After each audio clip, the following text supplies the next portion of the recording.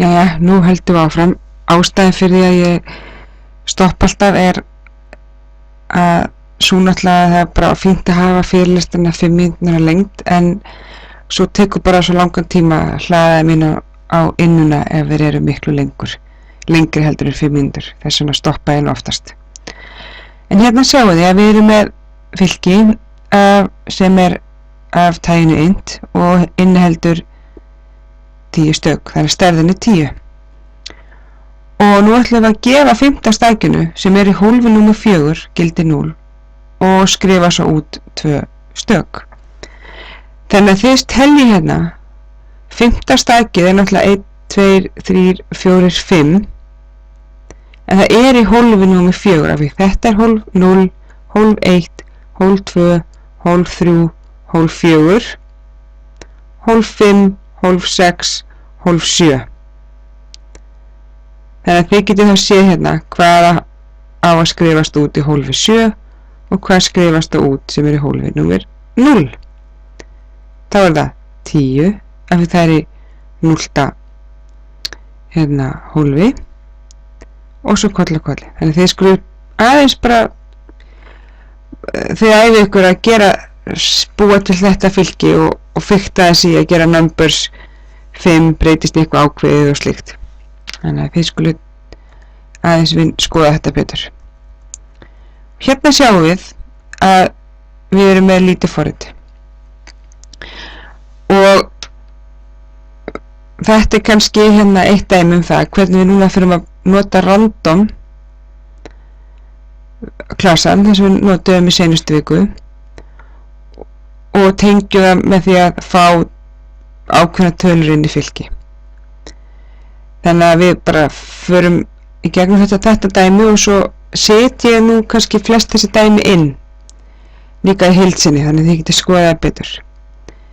Hérna ég að skilgreina fylkið af taginu 1 sem að stærðinni 10. Hérna ég að setja inn ákveðna tölur, random tölur inn í fylkið og við notum náttúrulega forleikjuna í það. Hérna fæ ég einhverja tilviljunarkennda tölu með þessar hérna aðferð, þið munið það nú og þið sjáu þetta í hérna, þetta stendur þá fyrir hvert hólf í fylkinu. Það er að segja að fyrsta skipti sem lykkjan keyrir þá erum við í hólfinu með 0 og þið getur þá skoða myndina sem hérna fremst í fyrirlestrinum og inn í það hólf ákveðið gildi.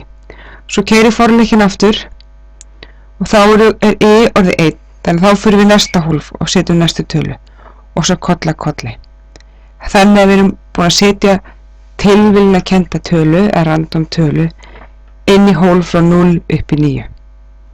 Hérna verðum við að passa alltaf mjög vel að hafa ekki samasemmerki.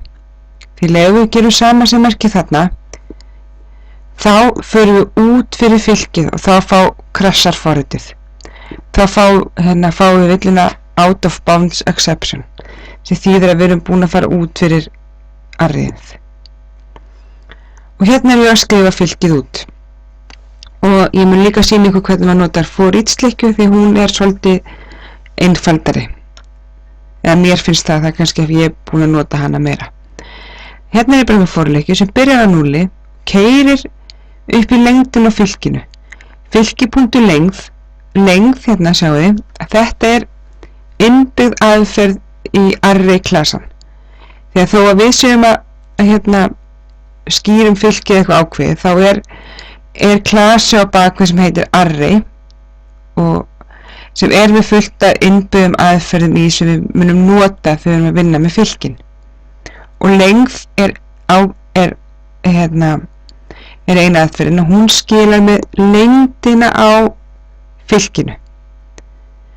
Að því við viljum gera það, ég gæti alltaf gert hérna 10 líka, en það getur vel verið að ég breyta stærðina þá þarf ég að breyta á 2 stöðum í stað fyrir að nota þessa innbyggða aðferð til þess að finna lengdina á fylkinu. Og hérna ég að skrifa bara eitt stak út í einu. Fyrst 0, svo 1 og svo 2 og svo kolli. Þannig að sjá að þetta nú ekkert mikið af nýjum hlutum. Takk í bili.